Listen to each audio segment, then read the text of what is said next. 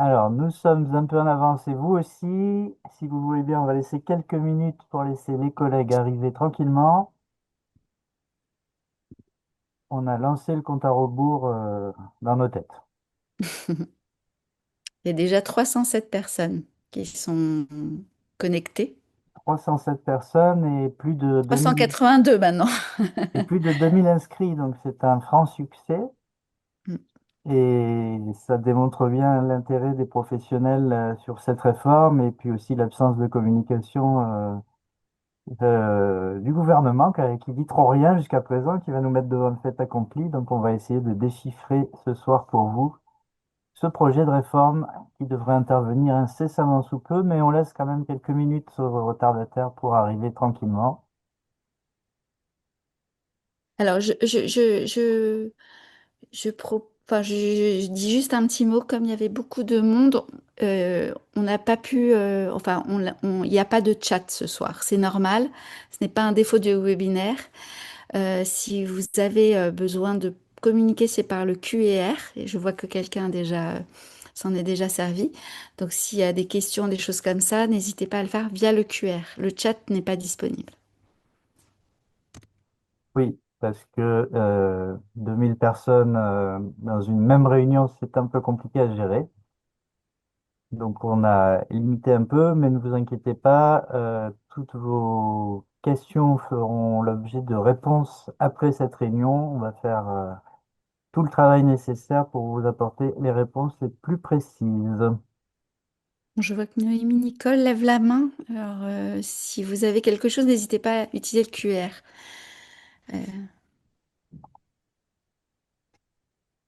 Je vois que le compteur monte dans le QR.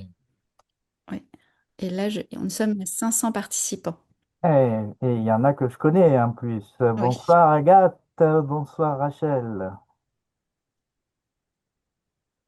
Ça fait plaisir de vous avoir avec nous.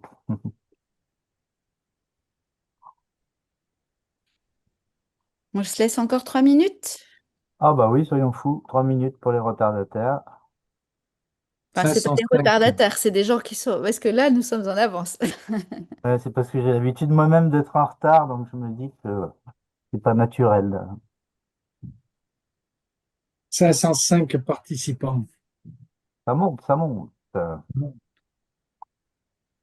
Du coup, ça y est, il y a trop de monde, je vais pas arriver à reconnaître tout le monde. Alors, Désolé. Alors, bonsoir à toutes celles que je ne vois pas, mais là, on a vraiment beaucoup, beaucoup de monde.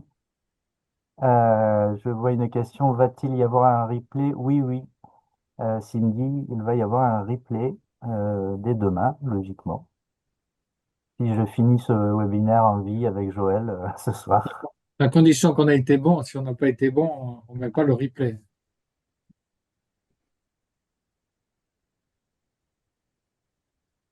En tout cas, ça fait vraiment super plaisir de voir que les professionnels s'intéressent à leur environnement qui est complexe. On est bien placé pour le savoir, aux changements qui interviennent un petit peu rapidement, sans la concertation nécessaire, malheureusement. Donc, on subit un peu, mais on est là pour vous aider aussi et pour vous informer autant que faire se peut. Et bonsoir Jeanne et bonsoir Samuel, mes amis de la MAM. D'habitude, on se parle au téléphone. Et ben là, vous m'avez en direct live. Donc encore une fois, désolé, c'est pas qu'on veut pas faire interactif, mais il y a vraiment beaucoup, beaucoup trop d'inscrits pour qu'on puisse faire de l'interactif. Mais promis, on vous rassure, on a aussi l'habitude de faire des réunions un peu plus intimes. Moi, j'en fais tous les samedis, voilà, et je vais à la rencontre des salariés un peu partout. Donc c'est aussi très agréable de vous avoir un comité restreint en présentiel, mais là, vu l'ampleur et l'urgence de cette réforme, on s'est dit que le webinaire, même si ça nous rappelle un peu la période Covid qu'on veut complètement oublier, qu'on a déjà oublié, on avait pu utiliser ce mode de communication depuis longtemps, mais bon, ça s'avérait utile pour ce projet de réforme important.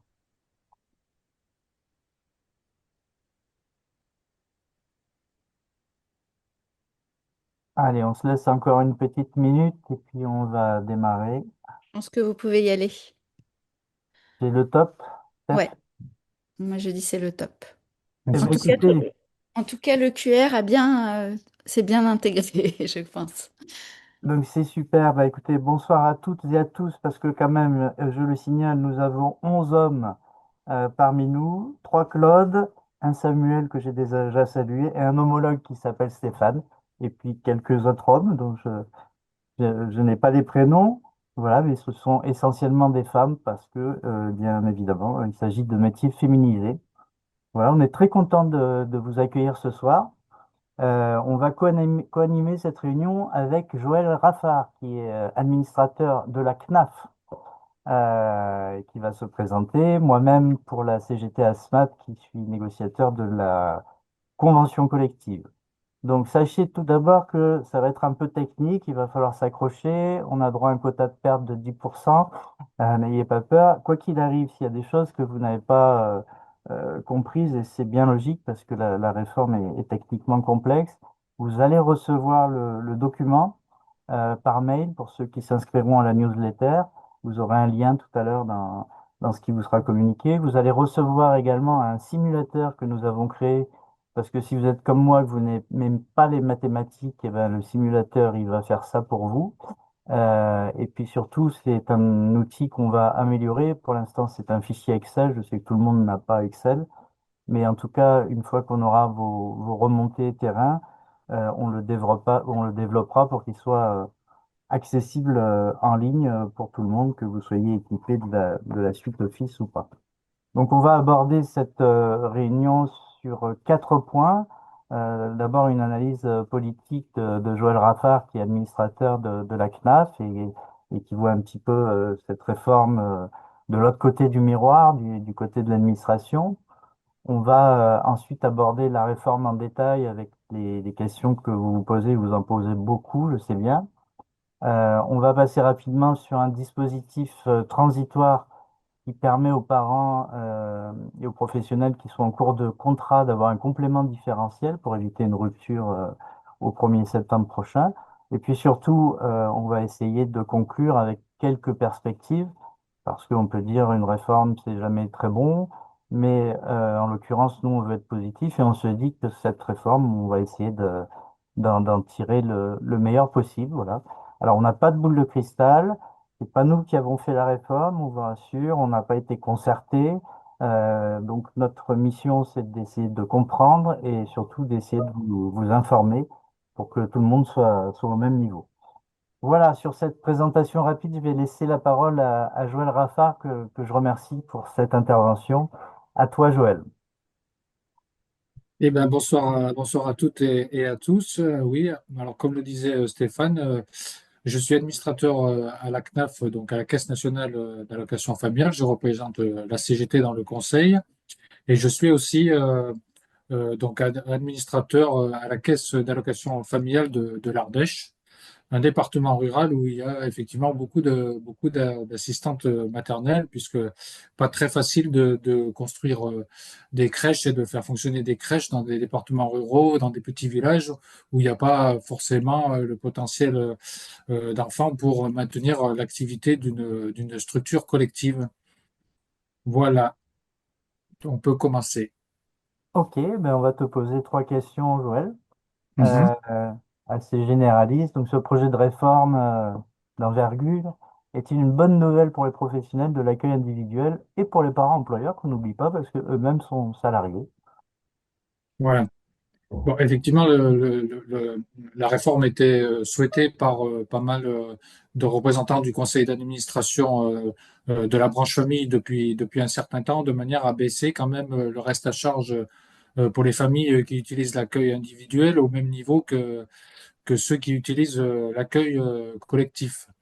Alors, cette réforme, pour les familles modestes et pour celles qui ont un besoin de volume horaire d'accueil important, oui, c'est certainement une avancée, puisque le reste à charge devrait baisser, comme je vous l'ai dit, et il devrait être identique au reste à charge de l'accueil collectif.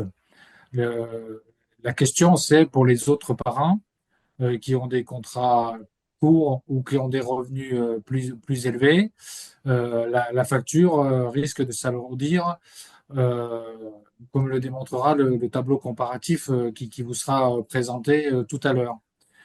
Alors, ça a été un réel problème quand nous a été présenté le texte et le décret par les commissaires du gouvernement, parce qu'on n'est pas arrivé, en fait, à avoir des estimations précises de la part des services du gouvernement, mais aussi des services de la CNAF, sur une véritable estimation de l'impact que ça allait avoir, en particulier sur les familles qui allaient voir leur facture augmenter.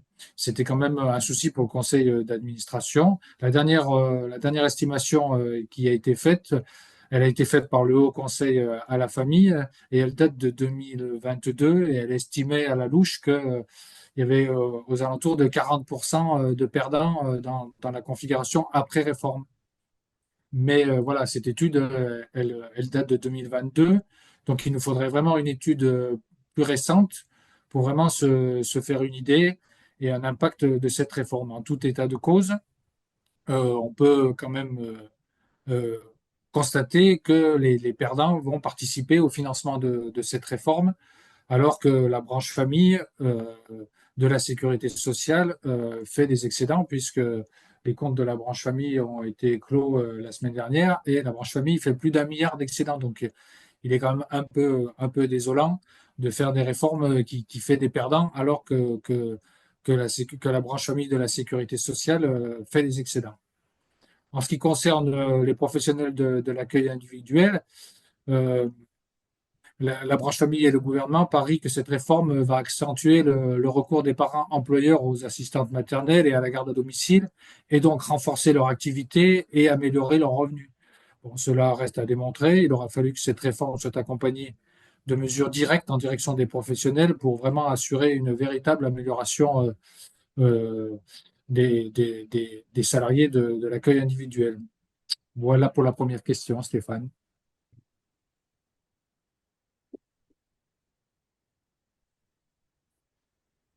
Merci Joël. Alors, on projette à l'écran effectivement les études qui avaient été réalisées en 2022, les études d'impact sur les perdants et les gagnants.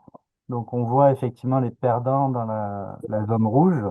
Les Mhm. perdants sont plutôt les ménages les plus aisés. Mais aussi ceux qui font appel au contrat court. C'est mécanique puisque désormais la réforme du CMG, on va le voir tout à l'heure, va être linéaire alors qu'avant ça, elle était plutôt forfaitaire. Et donc du coup, on avait un reste à charge moins important sur les contrats courts, ce qui ne sera plus le cas maintenant. On peut effectivement déplorer, vu le caractère excédentaire de la branche famille, qu'il y ait des perdants dans une réforme, mais c'est comme ça. C'est pas nous qui l'avons créé, on vous l'explique en tout cas. Joël, tu as répondu à cette première question. La deuxième et la suivante, les grandes lignes de la réforme et son calendrier. D'accord. Alors, le Alors, calendrier est projeté, je crois, mais c'est surtout les grandes lignes dont tu peux nous voilà. parler. Voilà, vous voyez que cette réforme, elle ne date pas d'aujourd'hui, elle n'a pas été prévue aujourd'hui, puisqu'elle elle était prévue dans la publication de la loi de financement de la sécurité sociale pour 2023, donc en décembre 2022, et elle devrait s'appliquer logiquement, si tout va bien, si les décrets d'application sont publiés, à la rentrée 2025 et pour une autre partie fin 2025. Donc la modification du calcul de ce CMG concernera l'ensemble des allocataires en cours de droit et les nouveaux entrants, ce qui correspond à peu près à 750 000 bénéficiaires. Elle consiste, comme vous le voyez à l'écran, à revoir le mode de calcul de ce CMG en prenant en compte un taux d'effort. Et ce taux d'effort, il est calculé par rapport au revenu du salarié, au nombre d'heures qui sont demandées et aux ressources du foyer. Elle consiste aussi à des choses qui sont quand même là particulièrement intéressantes parce qu'elle va prolonger le bénéfice du complément mode de garde jusqu'aux 12 ans des enfants pour les familles monoparentales. Ça répond là effectivement à une vraie demande. Et elle va aussi bénéficier pour les deux parents en cas de résidence alternée, ce qui représente aussi quand même une avancée intéressante. Euh, voilà, ça va porter du coup le surcoût de dépenses annuelles ça porterait, je dis bien ça porterait, il faut toujours parler aux conditions au conditionnel quand on parle des estimations, ça coûterait 630 millions d'euros au total pour l'ensemble des mesures pour la branche famille. Mais il faut vraiment être prudent en ce qui concerne ces estimations et généralement il faut attendre une bonne année d'application pour avoir un bilan et pour réaliser vraiment l'impact de la réforme. Donc c'est vraiment un peu tôt pour, euh, pour faire un bilan, quoi, et pour faire une véritable estimation. Parce qu'on ne sait encore pas comment vont se saisir, vont modifier, dans quelle mesure ça va modifier les habitudes des parents, quoi. Le diable Voilà. se cache dans les détails, effectivement. Juste une petite info pour Laurent, j'ai beaucoup de messages de personnes qui n'arrivent pas à se connecter. On leur dit qu'il y a un nombre de connectés trop important. Je vois qu'on est 505. Oui, parce que je vous ai répondu dans le chat, mais du coup, le seuil n'a pas été relevé. Et du coup, les personnes qui ne peuvent pas se connecter, j'ai répondu dans le QR, auront accès au replay. Pas d'inquiétude. Elles seront averties par mail, puisque nous avons les mails. Merci, c'est la rançon du succès. Désolée. Alors, pour conclure, Joël, cette réforme, à ton avis, est-elle suffisante pour enrayer la chute du nombre de professionnels, pour améliorer l'accueil de nos jeunes enfants qui suscite beaucoup de débats, qui a fait sortir quelques ouvrages, que ce soit pour l'accueil collectif, que ce soit pour l'accueil individuel qui, on va le voir, chute lourdement en termes d'effectifs. Moi, j'ai connu les assistantes maternelles il y a 15 ans. Elles étaient 476 000. On a fait une campagne à l'époque. Elles sont aujourd'hui 238 000, une chute extraordinaire. Et toutes les enquêtes nous montrent que 44% de ces assistantes maternelles partiront en retraite d'ici 2030.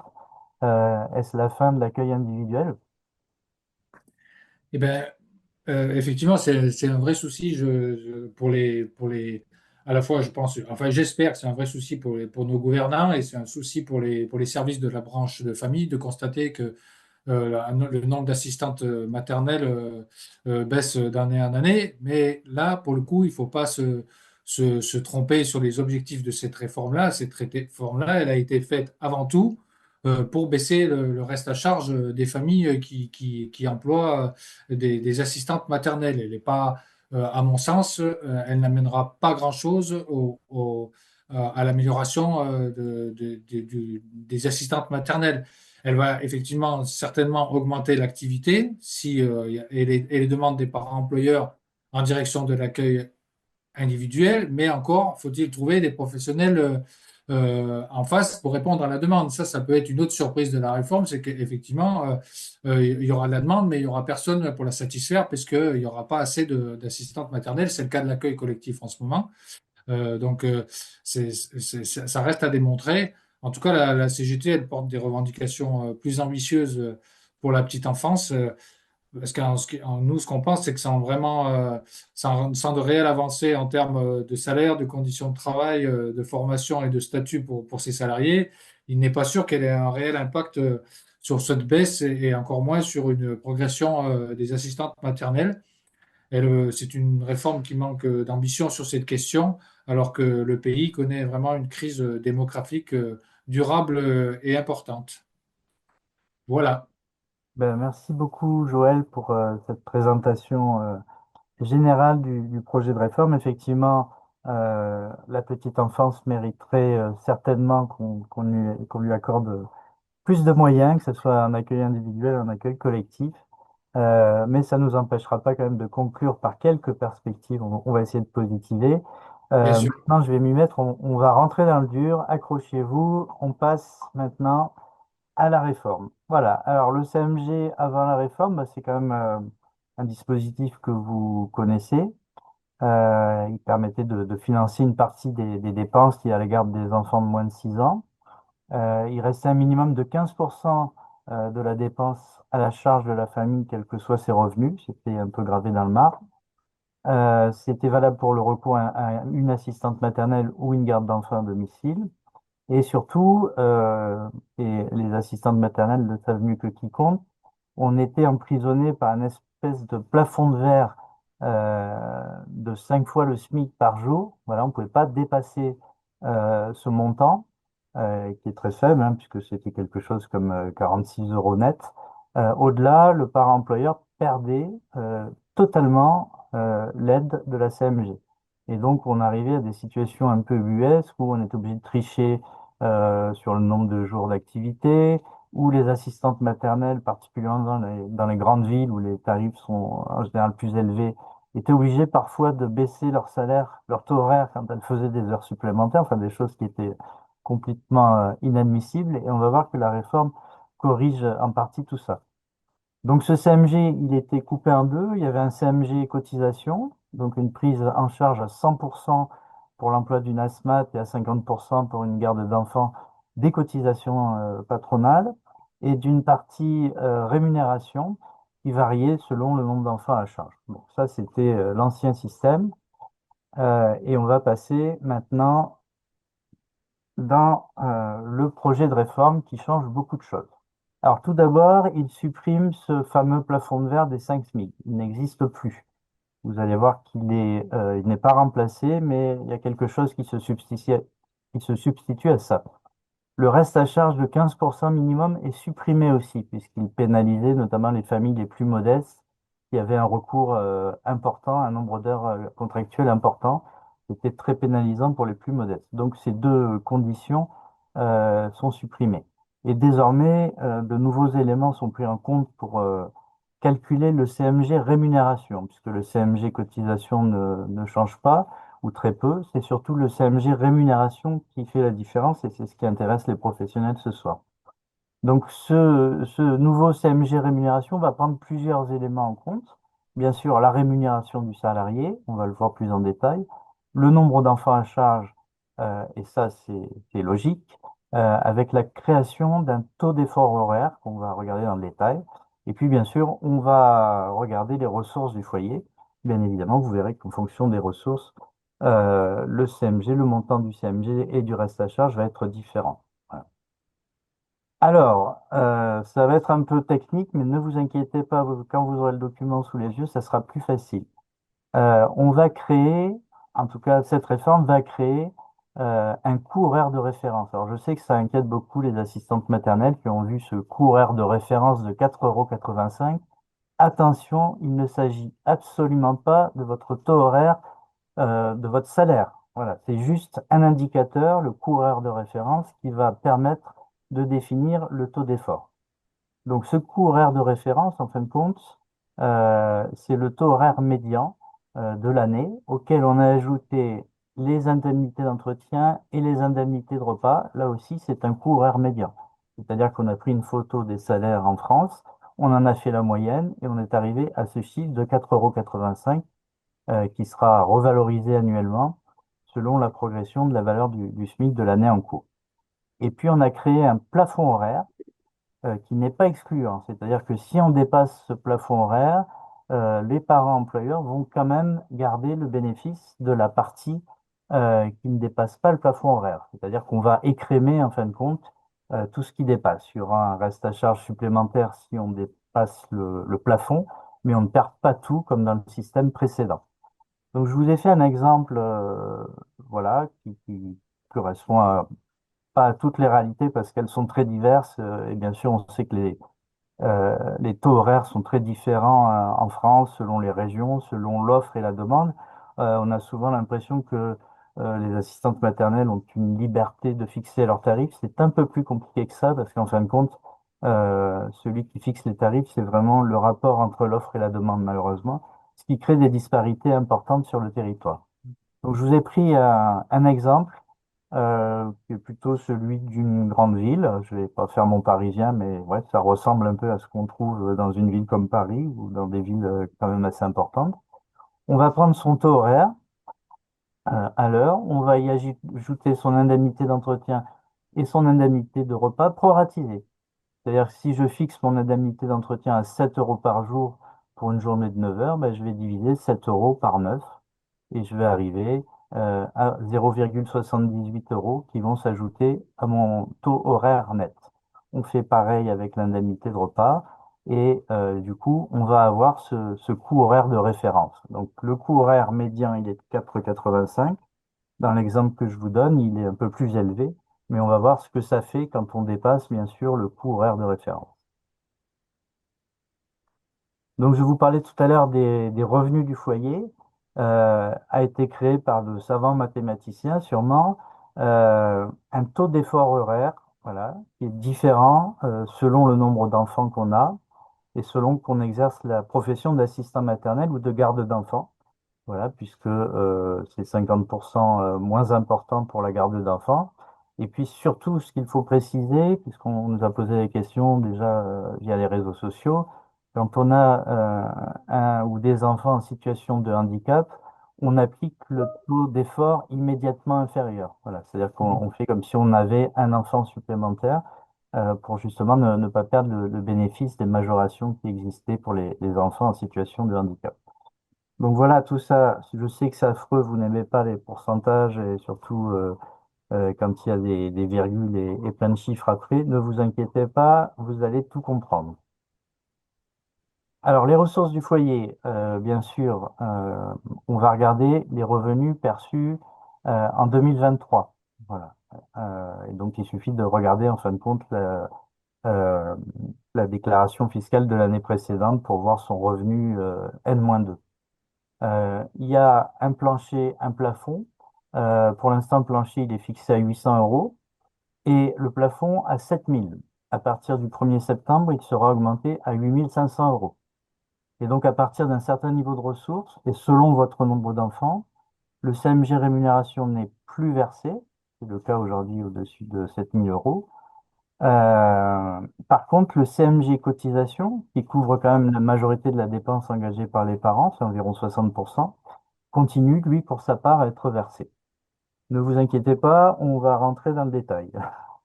J'espère que j'en ai pas trop perdu, vous me le dites, hein, si ça va trop vite. Alors, la nouvelle formule de calcul du CMG rémunération, c'est totalement barbare, mais en fin de compte, c'est le rapport entre les ressources mensuelles multiplié par le taux d'effort fois le coût horaire de référence.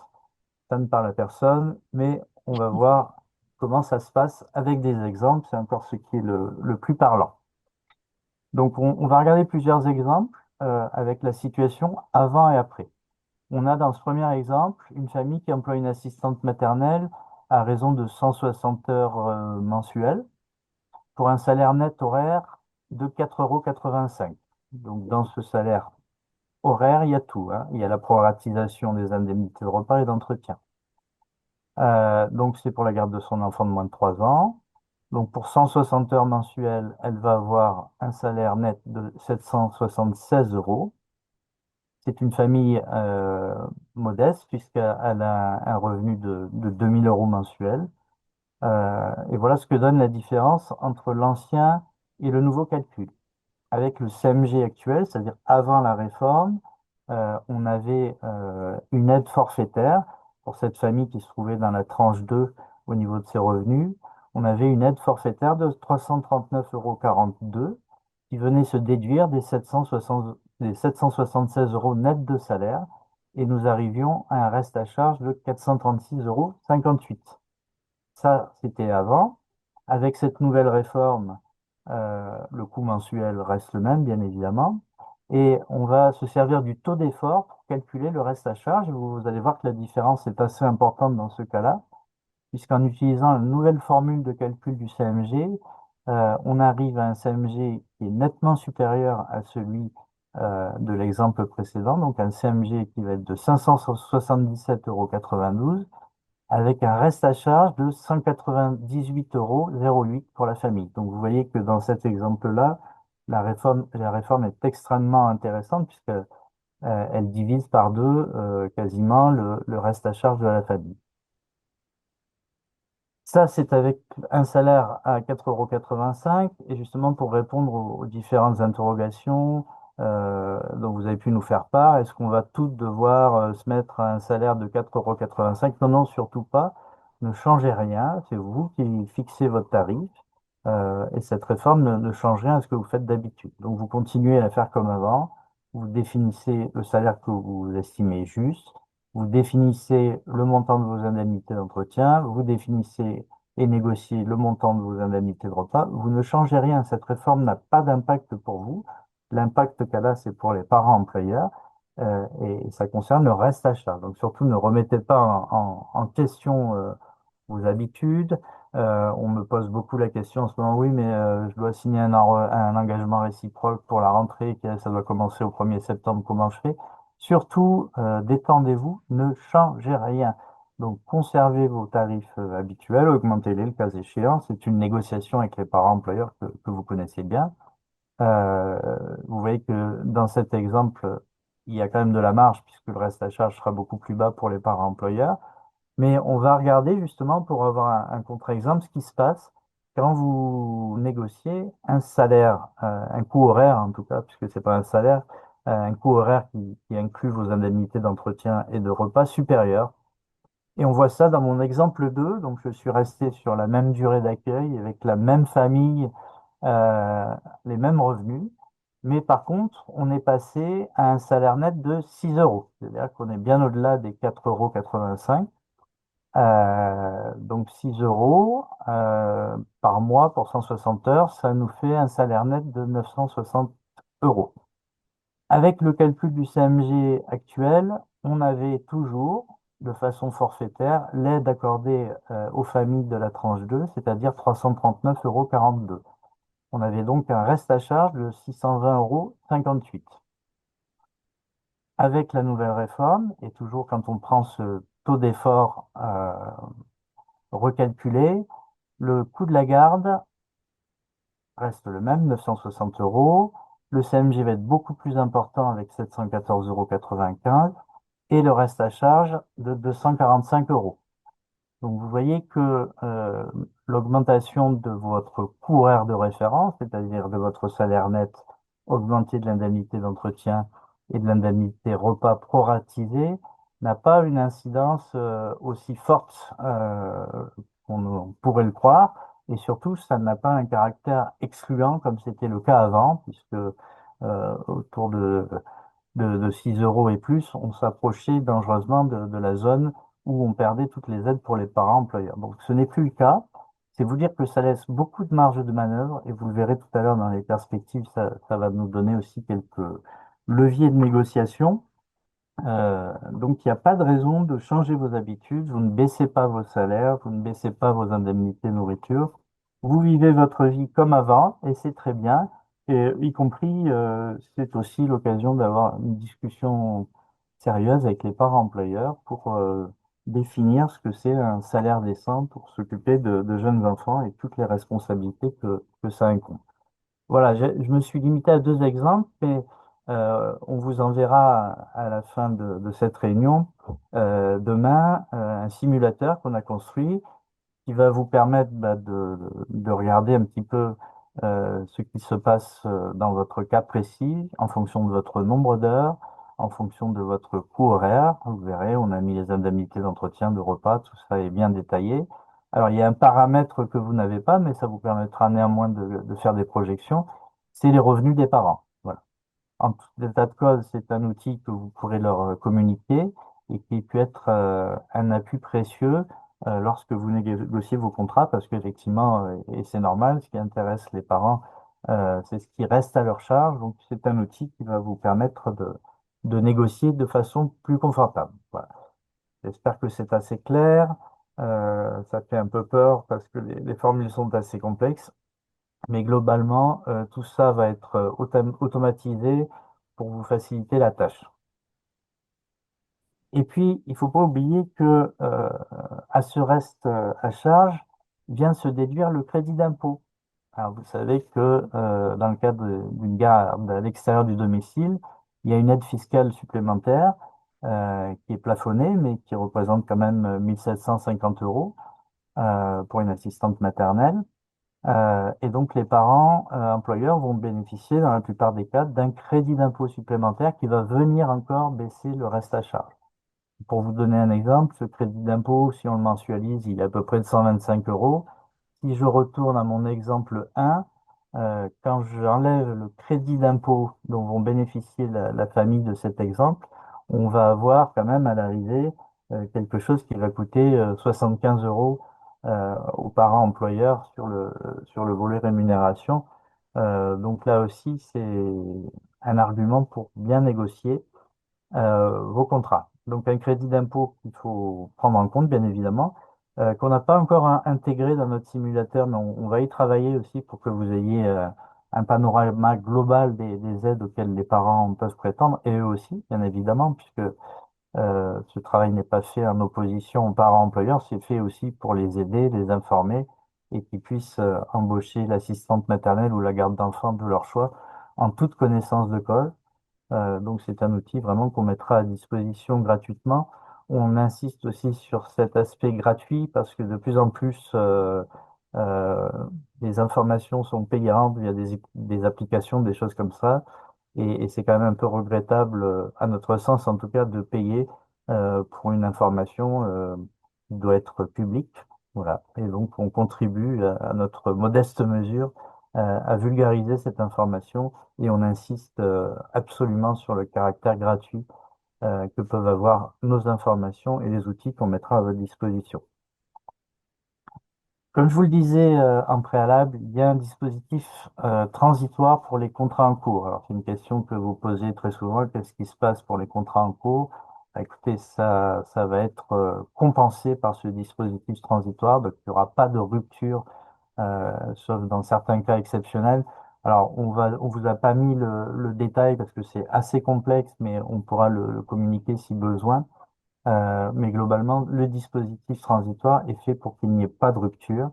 Et donc, ce complément différentiel qui sera versé pour éviter cette rupture ira jusqu'aux 3 ans de l'enfant s'il est né entre septembre et décembre, ou au mois de septembre qui suit ces 3 ans s'il est né entre janvier et août, ou aux 6 ans de l'enfant s'il est âgé de 3 ans ou plus en septembre 2025. Voilà, c'est un petit peu les conditions d'accès à ce dispositif transitoire. Alors vous allez me dire, ça va être un peu l'usine à gaz. Est-ce que ça va suivre du côté de Page Emploi? Alors c'est valable pour les calculs dont je vous ai fait part précédemment. Je n'ai pas de boule de cristal. J'adorerais vous dire que tout va bien passer, que tout va marcher dès que la réforme sera effective. Rien n'est moins sûr. On a connu déjà des bugs importants, des dispositifs déclaratifs. Donc on croise les doigts pour que tout soit prêt. Et en tout cas, on va interpeller nos différents interlocuteurs pour les sensibiliser sur la catastrophe que représenterait un système bloqué, une réforme qui peut pas se mettre en œuvre.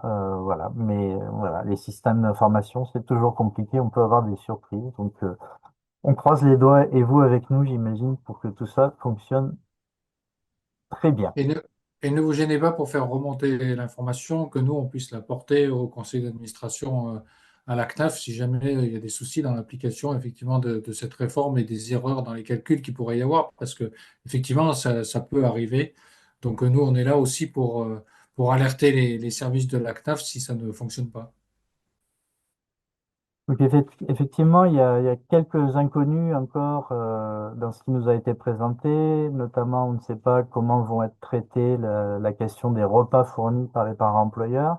Ça n'a pas été abordé dans les présentations qui nous ont été faites.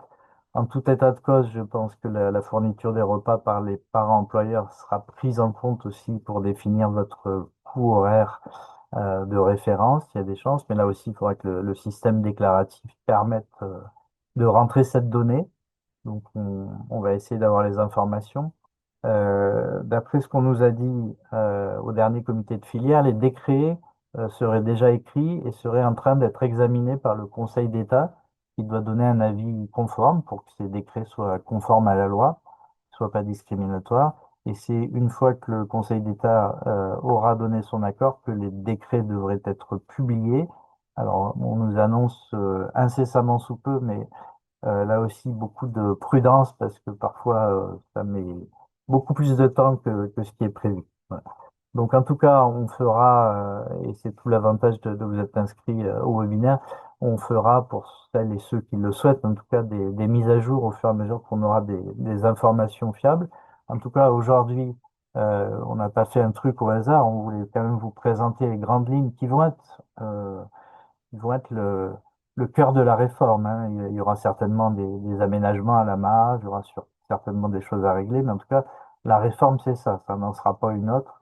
Donc voilà, il nous semblait important de vous la présenter en amont, surtout à une période où vous commencez à réfléchir aux futurs contrats, où vous signez les engagements réciproques. Surtout, ne reculez pas, ne baissez pas les tarifs.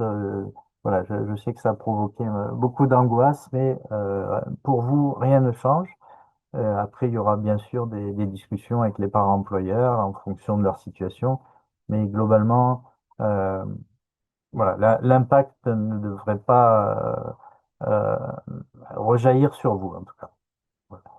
Et puis, je vous le disais tout à l'heure, globalement, on est un peu déçu euh, que la réforme fasse des perdants. Joël l'a annoncé, je crois que c'est à peu près 40% de perdants, alors qu'on a une branche famille excédentaire. Euh, on va quand même essayer de dégager quelques perspectives.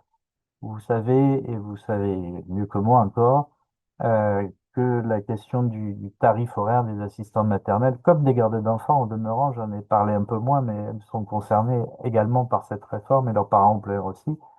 Cette question du tarif horaire est vraiment problématique puisque on a, quand on prend la carte de France, des disparités assez incroyables. Ça, c'est la première chose.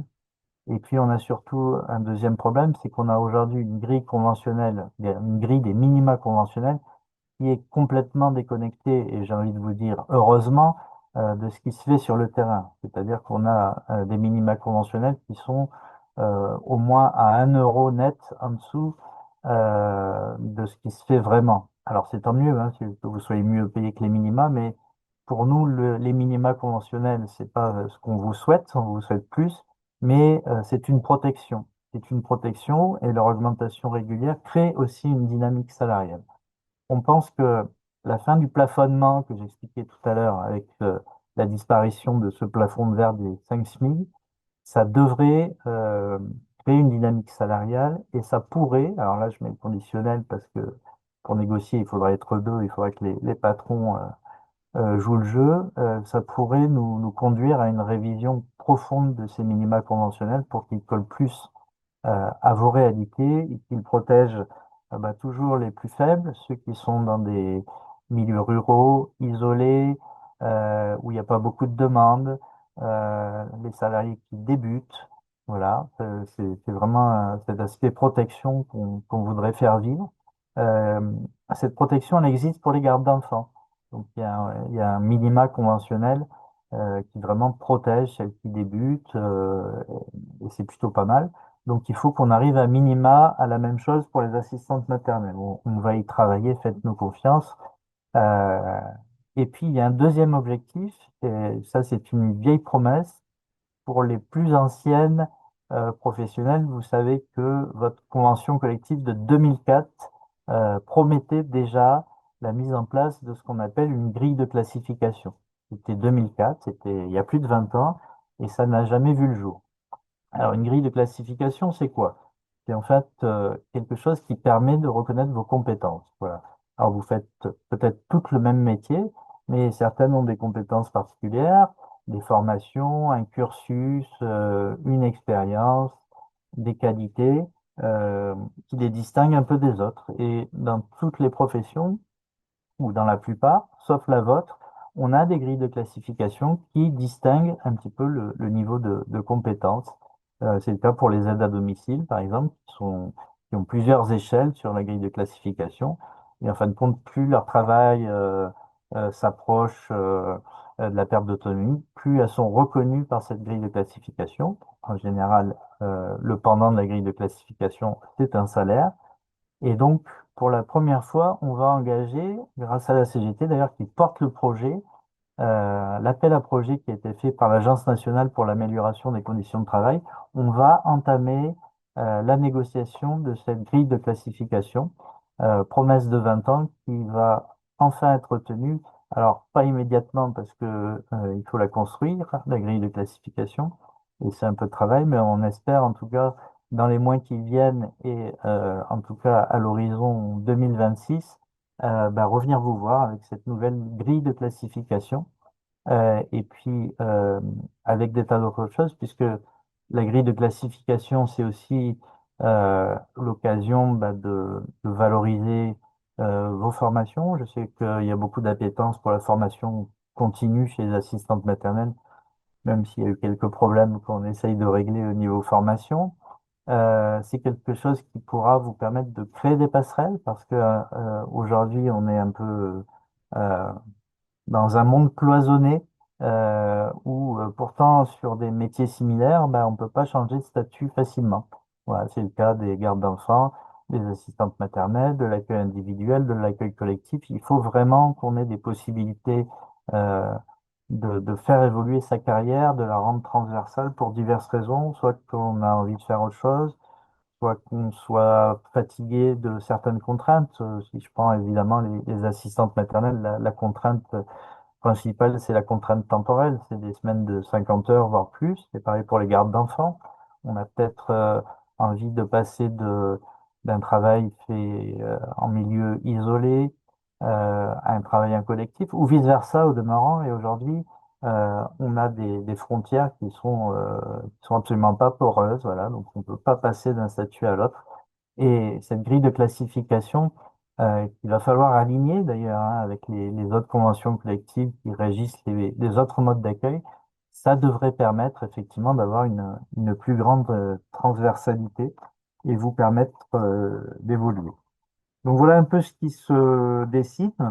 Alors c'est pas gagné, c'est beaucoup de travail. On compte beaucoup sur vous pour soutenir les organisations professionnelles qui s'engagent dans ces travaux qui vous paraissent lointains, souvent, trop longs, ce que je peux comprendre, mais c'est un gros travail et surtout, ça porte ses fruits.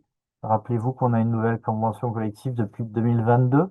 Alors, elle aurait sûrement pu être mieux, nous dirons ces détracteurs, mais on a créé des choses nouvelles. On a créé la prime de départ volontaire à la retraite, on a créé l'amélioration de la prévoyance. On a créé le comité d'entreprise et la plateforme activités sociales et culturelles.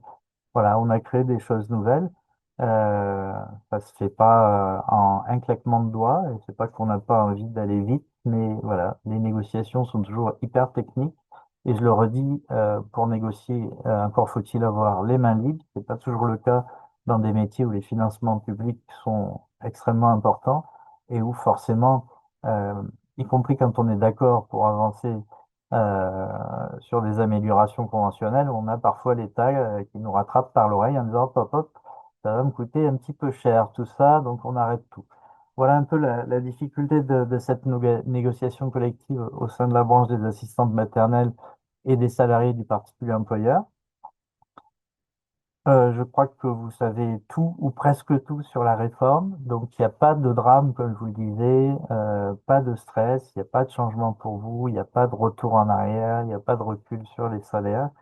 Il y a une nouvelle façon euh, d'appréhender le CMG, la façon dont il est attribué, le reste à charge qui restera pour les parents. Je dirais qu'a priori pour vous, ça laisse quand même quelques perspectives. On vous aidera d'ailleurs s'il faut. Et comme je vous le disais, on va mettre, pour que vous puissiez vous repasser ça à tête reposée, à votre disposition le PowerPoint qu'on a projeté ce soir, le tableur Excel qui vous permettra de faire des projections ou de demander à vos futurs employeurs de faire des projections. Voilà, pour que vous puissiez négocier sereinement vos contrats à venir. Voilà, je crois que j'ai tout dit. En plus, on a été rapide. J'espère pas trop rapide. Je tiens à remercier Laurence et toute l'équipe des mots qui manquent, notre agence de communication qui nous a aidés à Stéphane? mettre ce webinaire en ligne. Et d'ailleurs, Laurence va intervenir. Oui, excusez-moi.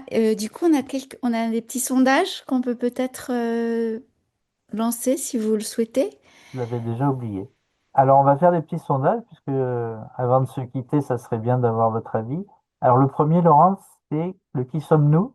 Oui, par exemple. Allez, c'est parti. Un petit sondage avant de se quitter, parce que c'est intéressant de savoir qui vous êtes, bien sûr. Assistante maternelle, garde d'enfants, parents employeur. Alors, moi, j'ai une petite idée sur la majorité des présentes, euh, mais on va voir si le sondage confirme tout ça. Et puis, il y a une deuxième question. Pensez-vous que cette réforme est juste après ce qu'on vous a présenté? Oui, non, ou alors vous n'avez pas d'opinion. Voilà. Alors, vous inquiétez pas, ce sondage, bien sûr, est totalement anonyme. Voilà, il n'y aura pas vos noms. On n'enverra pas ça au ministre de tutelle. Pas de crainte, mais c'est pour nous une indication intéressante pour connaître un peu votre état d'esprit, puis pour faire remonter, puisqu'on a des réunions régulièrement dans plein d'instances, des fois un peu pénibles pour ne rien vous cacher, mais qui sont parfois utiles pour faire entendre par-ci la colère des professionnels, par-ci, c'est moins fréquent malheureusement, leur contentement face à de nouvelles mesures. Euh, c'est difficile parce qu'on est dans une séquence sociale où ce qu'on appelle les corps intermédiaires, donc syndicats, associations, sont complètement piétinés depuis plusieurs années. C'est-à-dire que ce qu'on peut dire, on s'en moque. Néanmoins, on arrive parfois à faire bouger les choses. On l'a vu pendant la crise sanitaire où on a obtenu quand même des avancées significatives. On l'a vu quand il y a eu la réforme de l'assurance chômage en 2019 où les asthmates ont gagné. C'est la seule profession d'ailleurs avec les intermittents du spectacle à avoir échappé au cycle de réforme scélérate qui vient amputer le droit des privés d'emploi depuis plusieurs années. Donc on voit quand même que votre mobilisation, elle est importante. Donc votre avis nous importe beaucoup parce que nous ne sommes que vos intermédiaires et nous sommes là pour vous représenter, faire entendre vos voix et on le fait avec toute notre conviction. Je pense qu'on va pouvoir mettre fin au sondage. Il y a 84% de votants. Ah, vous êtes des bons Je pense répondants, que, hein. je pense que ce que vous pensez, enfin, ce que vous aviez prédit, pardon, s'avère exact. Ah bah attendez, Je je dis parie, pas j'aurais dû plus. parier de l'argent. Alors si c'est les asthmates qui sont majoritaires, j'aurais parié, bah oui, j'aurais gagné. Ah bah c'est super intéressant. Donc il y a quand même des parents employeurs, ben, on est très contents. Il y a deux gardes d'enfants, elles sont pas très nombreuses. Et puis 413 assistantes maternelles, mais c'est pas totalement étonnant parce que c'est une communauté très connectée. Et c'est tant mieux parce que ça leur permet de s'entraider et puis de se passer les bonnes informations. Bah, c'est super. J'espère que pour les parents employeurs, la réunion a été utile, mais on reste à leur disposition. On le rappelle, hein, on n'est pas dans un format antagoniste où d'un côté il y a les méchants parents et de l'autre côté les gentils asthmates. Les parents, ce sont aussi des salariés, donc des gens qu'on représente aussi à la CGT, donc on tient aussi à ce qu'ils trouvent leur compte dans les réformes qui sont présentées et on reste d'ailleurs à leur disposition quand ils ont des questions, interrogations. Souvent, on hésite à nous contacter. Alors c'est vrai qu'à la CGT, on mange un enfant tous les matins au petit déjeuner, on brûle des pneus, mais on fait pas que ça, on répond aussi aux questions qui nous sont posées, on fait de la médiation, on fait de la formation. Donc, j'ai gagné mon pari. Les asthmates sont surreprésentés, super. Et puis, la deuxième question, hein, du coup, est beaucoup plus mitigée. La réforme est juste. Alors, il y a une toute petite majorité de 44%. Euh, c'est ça. Oui, tout à fait. Euh, Sans il y a opinion, beaucoup de sans 43%. opinion, 44%, mais c'est bah, je pense qu'ils veulent oui, regarder ça de plus près, je peux l'entendre. Et 12% qui estiment que cette réforme n'est pas juste. Bon, j'espère que l'avenir donnera tort aux 12%, voilà, mais en tout cas, c'est super intéressant d'avoir ce premier avis. Et Et puis, alors, je tenais à m'excuser parce que du coup, effectivement, il y a eu beaucoup d'inscrits et on devait pouvoir ouvrir le webinaire à plus de monde. Rassurez-vous, il y aura un replay pour ceux qui n'ont pas réussi à se connecter, donc qui ne sont pas là, mais si vous avez des, je sais qu'il y a pas mal de collègues qui sont, voilà, qui n'arrivaient pas à se connecter, ils auront accès au replay. Et n'hésitez pas aussi à inscrire votre nom si vous voulez faire partie de la liste de diffusion de la newsletter. J'ai mis dans le chat, j'ai mis le lien, le mail vers lequel vous mettez inscription newsletter CGT SAP et on vous mettra dans la liste de diffusion. Maintenant, on va parler du deuxième sondage, Stéphane? eh ben, écoutez, oui, avant de se quitter, un deuxième sondage pour savoir si vous avez envie qu'on reproduise ce genre de réunion sur d'autres thèmes. Voilà. Je laisse Laurence lancer Je le le... sondage. Et puis Voilà. Est-ce que vous le après, voyez? oui, on le voit très bien.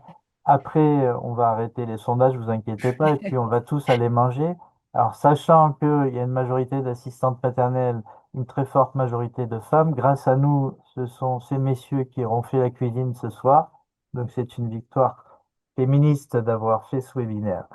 Alors, quel sujet pour nos prochains webinaires? En tout cas, si vous avez envie de nous revoir, il nous semblait qu'il y avait quelques dossiers d'actualité.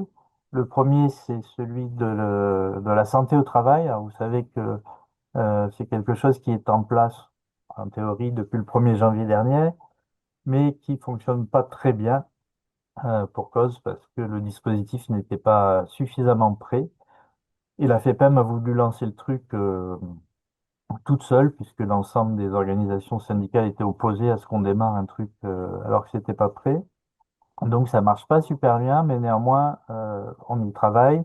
Il y a eu pour l'instant environ 500 visites médicales du travail qui ont été faites. On espère améliorer le dispositif, le faire monter en charge. Mais en tout cas, si vous le souhaitez, on est d'accord pour vous parler de la question de la santé au travail. Au sens large du terme, d'ailleurs, parce que pour vous donner un exemple, on a fait il y a 15 jours une réunion en présentiel à Paris avec un kinésithérapeute ergonome du travail. C'était hyper intéressant d'avoir un professionnel vous expliquer à quel point on peut se faire mal dans vos métiers où la sinistralité est 3 fois plus importante que dans tous les autres secteurs professionnels. Oui, c'est moins spectaculaire que de grimper sur un échafaudage, de s'occuper d'enfants. Pourtant, ça fait du mal. Et vous le savez mieux que moi, le poignet, les épaules, et j'en passe. Voilà, donc si c'est un sujet qui vous intéresse, n'hésitez pas à voter. Sur les salaires impayés, ah, bah ça, j'ai aussi un petit pronostic. Je suis sûr que c'est un sujet qui vous intéresse. Alors, il y a beaucoup de mobilisation des professionnels autour de la question des salaires impayés, et c'est très bien. Il y a beaucoup de mobilisation aussi de la part des organisations syndicales et c'est très bien avec les mêmes difficultés que vous rencontrez, c'est-à-dire qu'on a parfois des gens qui sont insolvables et on est dans un secteur professionnel où il n'y a pas de fonds de garantie des salaires, comme c'est le cas dans les entreprises. Et on se retrouve parfois avec des décisions prud'homales qui nous donnent raison et l'impossibilité de les faire exécuter. Alors, on n'est pas inactif sur ce sujet puisqu'il y a un groupe de travail paritaire qui a été créé. On a reçu beaucoup d'interlocuteurs, on a reçu les commissaires de justice, on a reçu les notaires, on a déjà pas mal avancé dans les travaux. Et l'étape suivante, c'est d'essayer de créer ce fonds de garantie des salaires qui serait basé sur une cotisation patronale mutualisée. Euh, mais en tout cas, en attendant que tout ça soit efficient, on a pas mal d'informations qui éviteront pas, bien sûr, à 100% les salaires impayés, mais qui vous permettront bah, de les éviter le plus possible, parce que pour vous donner un exemple, il est très fréquent que des professionnels restent 3 mois payés, et ben ça, c'est juste le truc à ne pas faire. Voilà, c'est dès le premier mois pas payé qu'il faut agir. Il y a des tas de méthodes juridiques, des tas de syndicats pour vous appuyer. Ça peut être des lettres d'avocat, ça peut être des significations par voie de commissaire de justice. Voilà, on a aussi quelques informations qui peuvent vous être utiles. Troisième thème qui nous semble important, mais vous aurez l'occasion de nous en donner d'autres très certainement, la question des relations avec les PMI. Alors vous savez que depuis le début de l'année, moi j'enchaîne les CCPD. Les CCPD, c'est ces commissions consultatives paritaires départementales qui examinent la possibilité de vous retirer votre agrément. C'est quelque chose d'extrêmement violent, d'extrêmement désagréable, où il vaut mieux être bien préparé, bien accompagné, parce qu'on arrive parfois à sauver les agréments, pas toujours malheureusement. Mais là aussi, on aimerait vous expliquer comment éviter les difficultés et quand on est confronté aux difficultés, comment réagir, quels sont les recours, quels sont les moyens dont vous pouvez disposer pour éviter ce tribunal populaire que constitue très souvent la CCPD. Et puis, bah, vous avez peut-être envie qu'on parle d'autres choses, certainement. Et donc, c'est toujours avec plaisir. Alors, on n'est pas tous les jours 500. On fait ça très souvent en petit comité, un comité restreint. Sachez que moi et les autres animateurs CGT, on se déplace volontiers sur les territoires, donc il n'y a pas de parisianisme, hein. Si vous voulez qu'on vienne vous voir ici ou là, on vient avec plaisir. On a une petite particularité, c'est qu'on travaille tous les samedis parce qu'on sait que c'est le jour où vous êtes disponible. Donc ça ne nous fait pas peur. Et donc tous les samedis, on est sur la route, voilà, ou en train de faire des permanences au bureau. En ce moment, c'est les déclarations fiscales. Je pense que je bats les records de déclarations fiscales pour un certain nombre de vos collègues à Paris. En tout cas, voilà, on essaye de se rendre disponible parce que c'est un peu notre ADN, disponibilité, proximité, écoute. Voilà, on n'est pas parfait, on va l'avouer. Mais voilà, en tout cas, on le fait avec conviction. Alors, je ne sais pas si le sondage a fonctionné. Laurence, roulement Très de bien, tambour. bravo, Résultat. 84%. Tac, on y va. Je partage les résultats. Ah, bah là, tous les sujets Alors là, vous intéressent, c'est génial. le autre, on affichera les détails. Ouais. Là. Donc, on étudiera les détails, mais bah, on a fait mouche a priori parce qu'il y a trois sujets qui vous intéressent beaucoup. Bah, écoutez, chiche, on y va. Alors, on va pas faire ça tous les jours parce que vous avez tous une vie de famille, 19h, 20h après une journée de travail, c'est bon. Mais on pourra en faire de façon régulière et on vous les préparera avec des spécialistes, avec des avocats, avec des médecins. Enfin, vraiment, on va vous soigner aux petits oignons puisqu'on constate que ce sont des sujets qui vous intéressent. Voilà, bah écoutez, il est 19h56, c'est génial, on a tenu le timing. J'ai peut-être été un peu vite, mais vous inquiétez pas, vous pourrez toujours poser des questions après. Il y a Euh, eu pas mal de commentaires et de questions. Je pense que vous en prendrez connaissance et oui, éventuellement répondrez si besoin ou.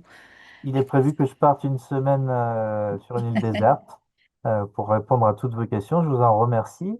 Vraiment, je tenais à remercier l'ensemble des participantes et participants. Joël Raffard pour sa participation aujourd'hui, mais aussi au quotidien dans les combats autour de la petite enfance, parce que être administrateur de la CNAF, c'est pas juste dire oui, oui, c'est bien.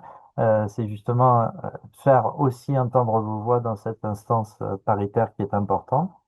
Et puis, Merci de m'avoir Laurence, invité.